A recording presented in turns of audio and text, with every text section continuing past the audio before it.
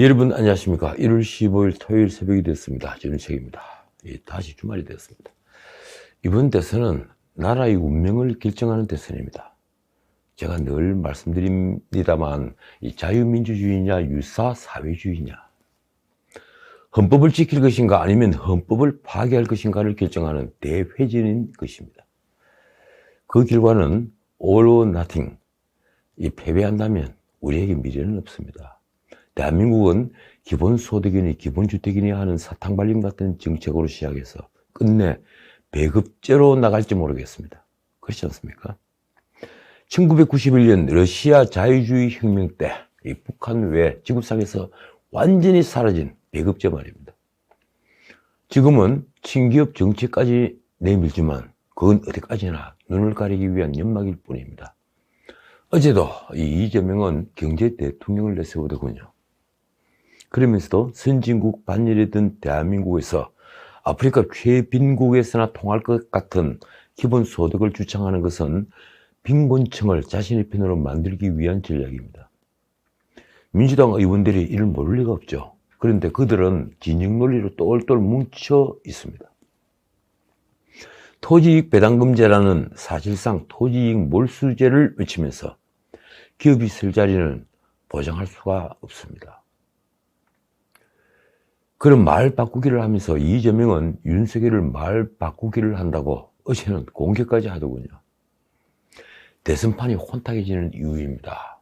그러니까 대한민국은 지금 절체절명의 순간에 서 있습니다. 절체절명. 몸이 잘릴지 모르고 목숨을 잃을지 모른다는 그런 순간입니다. 절체절명. 대선판은 정말 혼탁합니다. 이 대중은 이 나라의 미래보다 우선 달콤한 사탕을 내밀는 손을 잡고 싶어 합니다. 돌봄수당과 재난지원금이니 하면서 이 재정으로 표를 걷어간 지난 총선이 그걸 증명합니다. 다행히 종전선언은 미국의 반대와 김정은의 미사일 도발로 물 건너갔죠. 그런데 아직 권력은 금권 선거 유혹에서 벗어나지 못하고 있습니다. 말하자면 재정으로 돈을 푸는 카드를 하나 쥐고 있다는 얘기입니다. 이제 대선은 정말 혼탁해졌습니다. 다시 말씀드리지만 그 혼탁함을 만드는 쪽은 누구일까요? 권력입니다. 이틀 전부터 갑자기 김건희 7시간 녹음 파일이 세간의 화제가 됐습니다. 도대체 그 파일에 무슨 말이 들어있길래 이 공영방송인 MBC가 일요일 뉴스 시간부터 심야까지 도배를 하려 합니까? 그 녹음은 윤석열과 아내 김건희의 치부를 찾아 들추기 위해 취재윤리와 상관없이 집요하게 공작을 해온 유사언론 유튜버의 범죄 산물에 불과합니다. 잠시 다시 살펴보겠지만 그들은 공모해서 김건희에게 미끼를 던진 뒤에 장기간에 걸쳐 대화를 하면서 녹음 파일을 만들었습니다. 이쯤 되면 이건 취재가 아니라 명백한 범죄입니다. 이재명의 도덕성에 관련된 여러 자료들을 만약 방송에서 연일 틀어댄다면 선거는 어떻게 될까요? 예를 들어 형수에게 한 입에 담지 못할 욕설을 연일 방송에서 틀어댄다면 그 욕설을 국민 모두가 다 알고 있다 하더라도 선거는 할 필요가 없었을 것입니다. 만약 대장동 게이트가 촛불 시위에 지레 겁을 먹은 박근혜 대통령이 야당이 당시 추천했던 박영수 특검을 수용했듯이 야당이 추천한 특검으로 이 대장동 게이트를 수사했다면 어떤 일이 벌어졌을까요? 야당은 온실 속 화초로 자란 출신 때문인지 웰빙 본성을 버리지 못하고 권력과 모든 것을 걸고 싸우지 않았습니다. 그저 방송에 나가 평론을 하듯이 권력을 조금 나무라는 것이 이 자유를 위한 투쟁으로 알고 있으니 말입니다. 그나마 그것조차 제대로 하는 걸 본 적이 없습니다. 권력과 싸우는 것보다 내부 총질이 10배는 됐으니 말입니다. 이러니 들판에서 찬바람을 맞고 자란 여당의 의원들을 이길 방법이 없습니다. 그들이 놀이개감이 된 겁니다. 그나마 지금 박빙을 이루고 있는 판세는 문재인 정부를 향한 대중의 분노 때문입니다. 지난 총선에서 패배한 뒤로도 야당은 정신을 차리지 못했습니다. 패배의 한 원인이었던, 어쩌면 가장 큰 원인이었던 김종인을 비대위원장으로 앉히고 기본소득이니 경제민주화니 하는 것들을 당의 강령과 정강 정책에 집어넣은 게 대표적입니다. 이러니 좌파들이 기본소득을 막는 방파제를 스스로 무너뜨린 것입니다. 야당은 노동 3법에 협조했습니다. 돌이켜 보십시오. 협조한 겁니다. 세계에서 노동 경직성이 가장 높아 이 귀족노조가 모든 걸 전횡하고 청년들의 일자리가 만들어지지 않는데 일부이지만 어쩌자고 그 법에 찬성표를 던진 것입니까? 저는 그때 절망했습니다. 다행이랄까 문재인 정부가 끝없이 추락하고 타락하면서 야당의 기회가 와봤습니다. 대중의 분노는 치솟았고 정권 교체 열망은 그 어느 때보다 높았습니다. 저는 4.7 재보선 때 서울 부산시장 선거에서 압승을 한 이유입니다. 그 정권 교체 열망은 아직도 살아있습니다. 대중의 분노 게이지는 아주 높습니다. 조금도 내려오지 않았습니다. 풀타임 일자리 200만 개가 사라진 사회, 이 청년 체감 실업률이 27%에 이르는 사회, 세금을 수탈하며 국민을 빚투성이로 만든 권력, 집값을 폭등시켜 세금으로 때리면서 집 가진 사람이나 집 없는 사람을 똑같이 고통에 빠뜨리는 권력. 그 권력은 자신에게는 관대하고 남에게는 아주 가혹한 권력입니다. 자신은 불공정하면서 남에게는 공정을 강요하는 권력입니다. 이런 후한무치한 권력은 나라의 곳간이 텅 빈 걸 넘어 재정 파탄을 불렀습니다. 누가 집권해도 쓸 돈이 없도록 만든 권력입니다. 다음 대통령은 아마 5년 동안 고통에 빠질 겁니다. 이런 제로의 기회를 다시 놓칠 수가 없습니다. 놓쳐서는 안 됩니다. 그렇다면 지금 정권을 재창출하겠다는 일념에 사로잡힌 권력이 기도하고 있는 것은 무엇일까요? 문재인 정부는 14일 설 전에 추경 제출을 예고했습니다. 참 뻔뻔합니다. 명백한 매표용 돈 풀기에 나선 것입니다. 그 전에 문 대통령이 지침을 내놨습니다. 어제도 말씀드렸다시피 이 무능한 홍남기의 예측을 벗어나 작년에 더 거친 세금은 무려 60조 원입니다. 종부세, 정권거래세, 양도세 등등등등 이 예정보다 무려 20%나 세금을 더 거둔, 정확히 20%나 세금을 더 거둔, 말하자면 수탈로 이룬 성과입니다. 홍남기는 경기 회복세가 예상보다 강했다고 변명합니다. 거짓말입니다. 그럼에도 홍남기는 작년부터 세 차례나 세수 추계를 변경했습니다. 7월엔 31조 6천억이 더 거친다고 그랬죠. 11월엔 19조 원이 늘어나 50조 원이 더 거친다. 이제 또 7조 8천억이 늘어나 58조 4천억이 세수가 더 거쳤다고 합니다. 그러자 문 대통령은 아주 발빠르게 초과 세수를 활용해서 소상공인 자영업자의 어려움을 덜어드릴 수 있는 방안을 강구하라고 지시했습니다. 이틀 전이죠. 수탈로 만든 돈으로 대선용 돈 살포를 공식화한 것입니다. 야당의 이 원내 수석 추경호는 민주당이 또다시 선거를 앞두고 매표용 돈 풀기에 나섰다면서 이렇게 말했습니다. 2018년 지방선거, 2020년 총선, 2021년 보궐선거를 목전에 두고 매번 강행하더니 이번에도 대선을 코앞에 두고 나라 돈을 살포하겠다며 사실상 관권 선거에 나선 것이다. 그의 말대로 이번 추경을 하면 문 정권 들어 10번째 추경이 됩니다. 노무현, 이명박, 박근혜 정권에서 추경을 한 걸 모두 합친 것하고 똑같습니다. 소상공인, 자영업자 지원 등 온갖 핑계로 사상 초유의 확장 재정을 표방한 초슈퍼 예산 607조가 넘는 예산을 의결한 뒤에 며칠이 지났다고 또 추경을 하는 겁니까? 금권 선거라는 말을 듣지 않으려면, 그리고 재정을 조금이라도 생각한다면, 아니 다음 정부를 조금이라도 배려한다면, 미래 세대를 조금만 고민한다면 장년 세수는 국제상원에 쓰고 추경은 방대한 예산에서 불효불급한 예산을 지출 경쟁을 한 뒤에 그래도 모자라면 해야 합니다. 그리고 그건 새 정부가 해야 할 일입니다. 더욱이 이번 추경은 자영업자들이 피해 보상과는 거리가 아주 멉니다. 엄발의 오줌 누기일 테니 말입니다. 그러고 보니 어제 중요한 법원 결정이 하나 나왔습니다. 이른바 방역 폐쇄와 관련됐습니다. 서울행정법원이 코로나 확산 방지를 위해 정부가 도입한 방역 패스 효력을 일부 정지한 것입니다. 이번 결정으로 방역 패스 효력이 정지되는 곳은 면적이 3,000평방미터 이상인 상점과 마트, 백화점 등입니다. 12살에서 18살까지 이 청소년들이 대상인 서울시의 방역 패스 효력은 식당과 카페, 실내 체육시설, PC방과 도서관 등 다중이용시설 9곳에서 정지됩니다. 전에도 말씀드렸지만 지하철, 버스 등에는 마스크만 쓰면 아무리 제재를 받지 않는데 생필품을 사는 마트 등에 출입을 막는다는 것 자체가 어불성설입니다. 과도한 인권 침해입니다.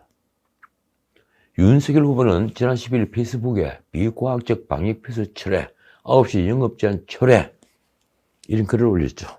반응이 뜨거웠습니다. 자영업자들이 생존권 보장 등을 요구하며 정부의 영업 제한 조치 철회를 요구하는데 윤 후보가 가담을 한 겁니다. 청와대는 윤석열이 이 메시지에 발끈했습니다. 국민소통수석 박수현이 나섰더군요. 그는 14일 일각에서 명확한 근거도 없이 방역지침을 비과학적이라고 비판한다며 그러면 다른 제안을 제시해달라고 역공했습니다. 그는 방역 책임이 누구에게 있고 왜 실패하고 있는지를 정말 모르는 걸까요? 그가 뒤에 덧붙인 말이 솔직히 열받게 만들었습니다. 코로나와의 싸움에서 어려움이 닥칠 때마다 정부의 대책이 완벽할 수는 없었지만 국민은 희생하고 참아가며 정부를 믿고서 함께 위기를 극복했다. 문 대통령이 완벽할 수는 없었다. 이런 말로 넘어갈 수 있도록 방역을 한 겁니까?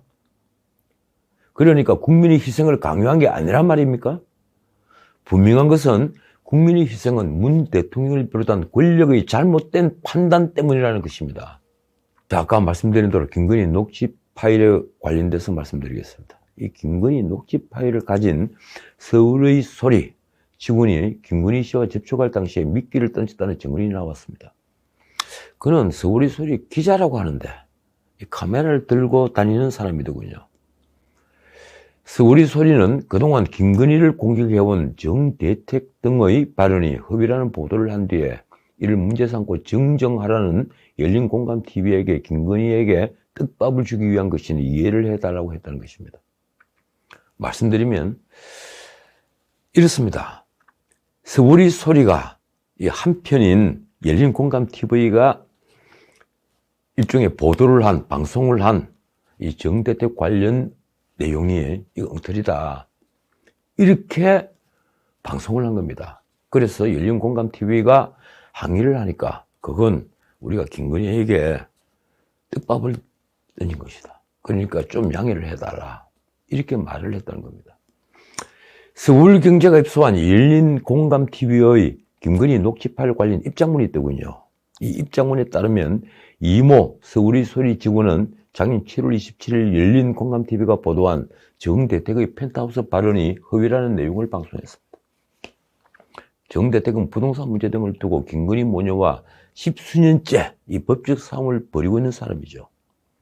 서울의 소리는 열린공감TV가 오보를 인정했다는 식으로 방송을 했는데 이러니 열받은 열린공감TV가 당연히 정정하라고 요구를 하겠죠. 그러자 서울의 소리는 김건희에게 떡밥을 던진 것이라고 했다는 것입니다. 서울의 소리 직원이 그러니까 이모라는 사람이 한 말은 작년 8월 2일 김건희에게 연락을 시작했다고 합니다. 그는 서울의 소리 기자라고 신분은 밝혔는데 떡밥으로 김건희를 방심하도록 한 것입니다. 그는 이때부터 김건희와 약 20차례 통화를 한 내용을 그대로 녹음을 했습니다. 총 7시간 분량입니다. 솔직히 이 7시간 분량에 엄청난 문제가 있는 발언이 있었으면 벌써 터뜨렸겠죠. 그 이모는 김건희와 통화하면서 열린공감TV 대표인 정천수에게 김건희에게 어떤 내용의 말을 해야 좋을지 조언을 구하기도 했습니다. 일종의 공모행위입니다. 열린공감TV는 이모에게 여러 사안에 대해 답변을 유도하는 적절한 질문 멘트를 알려주었습니다. 그리고 이모는 그 질문을 그대로 사용했습니다. 서울경제가 보도한 바로는 양재택 전 검사와의 동거 문제, 이 유럽 여행권, 그리고 도이치모터스 주가 조작 사건이 있죠. 그리고 고발 사주, 그리고 청와대 입성 때 뭐 어떻게 한다, 누굴 먼저 만난다, 뭐 이런 얘기들이 있었잖아요. 그 문제, 검찰 및 국민의힘 내부 관련한 질문, 그리고 무속 관련, 이른바 또 줄리 의혹, 그리고 주진우 기자와의 만남 등입니다. 참으로 무서운 암약 수준의 공작입니다. 열린공감TV는 작년 10월께 서울의 소리 이모에게 김건희 녹취 중에 일부를 쓸 때가 된 게 아닌가 제의를 했습니다. 그 뒤에도 이모는 코바나 컨텐츠, 그러니까 김건희의 사무실에서 김건희를 2차례 만났습니다. 이모는 작년 12월 2일 열린공감TV를 처음 찾아봤고, 양측은 함께 협업해서, 표현이 협업이라고 되어 있더군요. 협업해서 김건희 녹취를 더 이끌어내자고 다짐했다고 합니다. 그 뒤에 열린공감TV에 12월 9일까지 녹취 전문을 보내왔는데, 이모는 12월 말 태도를 갑자기 바꿔 공중파에서 먼저 터뜨려야 한다고 주장했다고 합니다. 이쯤 되면 제가 보기엔 이것은 명백한 범죄의 산물입니다. 이 열린공감TV 측은 서울경제와 통화에서 우리가 낸 입장문이 맞는다고 밝혔다고 합니다. 국민의힘은 12일 이모를 공직선거법 위반, 그리고 통신비밀보호법 위반 등 혐의로 고발했습니다. 문제는 MBC 스트레이트 팀이 이모로부터 해당 녹취 내용을 받아 오는 16일, 그러니까 일요일 밤에 방송을 하겠다고 나선 겁니다. 알려지기로는 KBS는 이 방송을 거절했다고 합니다. 아마 들어보니까 별 가치 없는 내용이었겠죠. 국민의힘은 MBC를 상대로 방송금지 가처분 신청을 냈습니다. 자, 그 결정이 어제 나왔습니다. 대한민국 사법부는 어떤 판단을 내렸을까요? 서울 서부지방법원이 김건희 측이 제기한 방송금지 가처분 신청을 일부 인용했습니다. 제가 보기에는 제일 총형 판결이더군요. 재판부는 MBC 스트레이트의 방송 예정 내용 중에 이 김건희의 수사 중인 사건 관련 발언과 언론사 등 사람들에 대해 불만을 표현하는 과정에서 다소 강한 어조의 발언, 그리고 정치적 견해 등과 관련 없는 일상생활에서 지인들과의 대화에서 나올 수 있는 내용에 불과한 대화 등은 방송을 금지해야 한다고 결정했습니다. 재판부가 김건희를 일종의 공인으로 본 겁니다. 재판부는 김건희와 관련해 수사 중인 사건에 대한 김건희의 발언이 포함된 것으로 보이는 바, 향후 김 씨가 수사나 조사를 받을 경우에 진술 거부권 등이 침해될 우려가 커 보인다고 밝혔습니다. 그런데 이 결정은 과연 정당할까요? 만약 서울의 소리 녹음이 불법이라면 재판부의 결정은 아주 잘못된 판단입니다. 불법으로 얻은 과실을 인정하는 판결이 있을 수가 없기 때문입니다. 저는 이 법원의 결정보다 어제 MBC 노동조합이 낸 자사 비판声明에 더 주목합니다. MBC 노동조합은 MBC 안에서 제3노조입니다. MBC 내부에서 왜 MBC가 검증도 되지 않는 유튜브 취재 내용을 보도해야 하냐 하는 비판의 목소리가 나오고 있는 것입니다. MBC 노조는 이날声明에서 이렇게 밝혔습니다. 일부 인터넷, 유튜브 매체가 녹음한 내용은 윤 후보 부부에게 불리한 내용을 편향적으로 편집해 놓았을 우려가 크다. 그래서 이 충분한 검증과 발언권 보장 없이 보도에 나서는 것은 선거를 앞두고 편파 방송의 위험이 높다고 지적한 것입니다. 노조는 서울의 소리는 친여 정치 성향이 짙은 매체이고 상대에 대한 비방과 욕설도 마다하지 않는 취재 행태로 유명하고, 서울의 소리와 취재 방향을 조율하며 협업한 의혹이 제기된 열린공감TV도 이른바 윤석열 엑스파일을 취재 보도한 유튜버라며 이들이 취재한 내용을 공영방송 MBC가 보도하는 것은 적절하지 않다는 입장을 밝혔습니다. 제 의견을 말할까요? 솔직히 저는 국민의힘이 대응하는 방식에 조금 놀랐습니다. 이미 녹음 파일 내용은 알려질 대로 알려졌습니다. 알고 있는 분들이 굉장히 많더군요. 그걸 왜 법적 대응을 해서 세인의 관심을 끌고 이슈화하는지 궁금할 지경입니다. 왜 그랬습니까? 이미 김건희 씨가 윤석열 후보의 리스크가 된 건 오래됐습니다. 김건희 씨를 둘러싼 여러 의혹들은 이제 약발이 떨어졌습니다. 약발이 떨어질 대로 떨어졌습니다. 만약 이번 녹음 파일 공개를 그대로 내버려뒀다면 MBC는 물론 이재명 캠프가 역풍을 맞았을 가능성이 매우 큽니다. 저는 그렇게 생각합니다. 그렇지 않더라도 일회성 해프닝으로 끝났을 것입니다. 아마도 해경군 김씨 문제가 요즘 다시 거론이 되고 있는 판에 김건희 녹음 파일이 공개가 됐다면 어떤 일이 벌어졌을까요? 무엇보다도 선거까지 아직 시간이 많이 남아있기 때문에 그 녹음 파일은 결코 어떤 변수도 될 수 없다는 말입니다. 국민의힘 선대위는 단순히 해프닝으로 끝날 일을 대중의 관심을 쏟는 이슈로 만들고 말았습니다. 자, 어제 갤럽 여론조사 결과가 나왔습니다. 지난 11일부터 13일까지 조사한 결과입니다. 그런데 그 앞에 나왔던 여러 여론조사 결과와는 사뭇 다른 결과입니다. 이렇습니다. 이재명 37%, 윤석열 31%, 안철수 17%, 심상정 3%. 이재명은 놀랍게도 1%포인트가 상승했고 윤석열은 5%포인트가 반등했습니다. 이 5%포인트라면 거의 기술적 반등에 지나지 않습니다. 언론은 안철수의 급상승에 주목했습니다. 이 한국갤럽의 분석이 이렇습니다. 윤 후보 지지도 상승은 대부분 보수층 성향 응답자에서의 반등으로 보이며 이 국민의힘 지지도 재상승과도 맥을 같이 한다. 반면 안철수의 상승은 저연령대에서 안 후보가 부상하며 의견 유보층이 크게 줄였기 때문이다. 20대에서 안철수가 24%로 이재명 22%, 윤석열 23%를 제쳤습니다. 이재명은 30대에서 50대까지 우위를 보았고 그리고 윤석열은 60대 이상에서 우위를 보였습니다. 지역별로는 서울을 비롯한 수도권과 호남에서 이재명의 강세를 보이고 대전, 충청과 TK 그러니까 경북, 대구 그리고 PK, 부울경에서는 윤석열이 앞섰습니다. 윤석열로 야당 후보가 단일화되면 이재명 40%, 윤석열 42%, 심상정 8%로 조사됐습니다.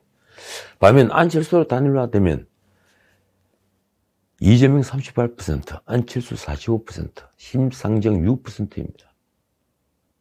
문 대통령 국정 긍정평가는 전주 대비 1%포인트나 올라서 42%, 그리고 부정평가는 전주보다 3%포인트가 오른 53%였습니다. 정말 이 결과는 저도 믿지 못하겠습니다. 자, 오늘은 여기까지입니다. 합참은 14일 북한이 동쪽으로 미상 발사체를 발사했다고 밝혔습니다. 늘 하는 말입니다. 미상 발사체. 그게 탄도미사일이라는 말을 차마 못하고 있는 겁니다. 올해 북한의 미사일 발사는 지난 5일과 11일에 이어 세 번째입니다. 이번 발사는 극초음속 미사일 발사와 관련해서 미국이 신규 내부 제재를 발표한 것에 대해 북한이 외무성 성명을 통해 반발을 했죠. 그 반발 8시간 만에 있었습니다. 참 궁금한 게 있습니다. 문 대통령은 왜 말이 없는가요? 한 말씀 드리겠습니다. 깡패가 내지르는 주먹을 보고 침묵한다고 해서 그 깡패로부터 존중받지는 않습니다. 유사 좌파를 존중하는 것 역시 그렇습니다. 존중한다고 해서 그 유사 좌파에게서 존중받지 않습니다. 지금까지 전식이었습니다.